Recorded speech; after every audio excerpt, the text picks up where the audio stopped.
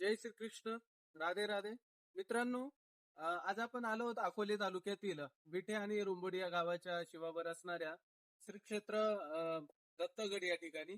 या ठिकाणी आपण पाहू शकतो भगवान श्रीकृष्णांची सर्वात उंच अशी मूर्ती आपल्याला आपल्या तालुक्यामध्ये या ठिकाणी जवळ पाहायला मिळते. या खूप सुंदर आणि सुंदर अशी मूर्ती या ठिकाणी स्थापित आहे. जेव्हा आपण पहिल्यांदा ही मूर्ती बघतो तेव्हा मनोमन आपलं मन आपोआपच जय श्रीकृष्ण असं म्हणतं. निळ्या वर्णाची मोरपिसाचा मुकुट आणि हातात बासरी घेतलेली ही भगवान श्रीकृष्णाची मूर्ती बघून मन अतिशय आनंदी आणि प्रसन्न होते. या मूर्तीची उंची जरी खूप जास्त असली त्यामुळे लांबूनच ती मूर्ती दिसते आणि लांबूनच भगवान श्रीकृष्णांचे मनमोहक रूप आपल्याला त्या भगवान श्रीकृष्णाकडून खेचून घेतं. आणि या मूर्तीवर आपलीच नव्हे तर या परिसरातील नव्हे तर या अकोले तालुक्यातील संपूर्ण लोकांची मनापासून खूप श्रद्धा आहे.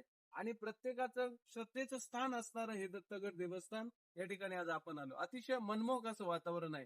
सगळीकडे जर बघितलं तर अतिशय निसर्गाने मुक्त हस्ते उधळण या ठिकाणी निसर्गाने केलेली आहे.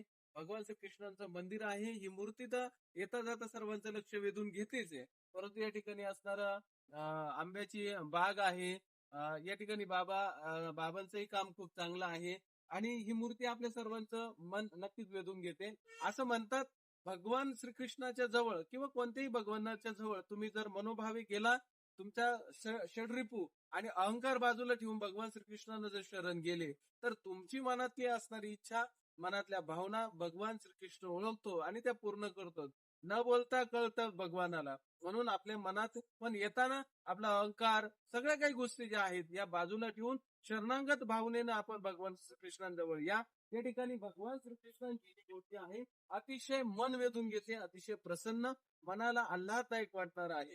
या ठिकाणी भगवान श्रीकृष्ण प्रत्येकाची इच्छा मनोमन असणारी पूर्ण करतातच. या भाविकांची श्रद्धास्थान आहे. या ठिकाणी येऊन गेलेल्या प्रत्येक भक्ताची इच्छा पूर्ण केली आहे. आपणही कधीतरी या ठिकाणी व्हिजिट दिली असेलच. ज्यांनी व्हिजिट दिली असेल त्यांनी कमेंट मध्ये करून सांगा, आपला अनुभव नक्की सांगा. आणि ज्यांनी अजून या ठिकाणी भगवान श्रीकृष्णांच्या दत्तगड देवस्थानाला दर्शनासाठी आले नाही त्यांनी निश्चितच या ठिकाणी येऊन आध्यात्मिक ऊर्जेची, आध्यात्मिक शक्तीची ताकद आपल्याला मिळवण्याकरता आणि हे आयुष्य हे भवसागत तरुण जाण्याकरता भगवान श्रीकृष्णांना शरण येऊन भगवान श्रीकृष्णांचे आशीर्वाद घेऊन आपण आपलं उरलेलं आयुष्य भगवान श्रीकृष्णांचे चरणी समर्पित करून या ठिकाणी भगवान श्रीकृष्णांना मनोभावे नमस्कार करावा.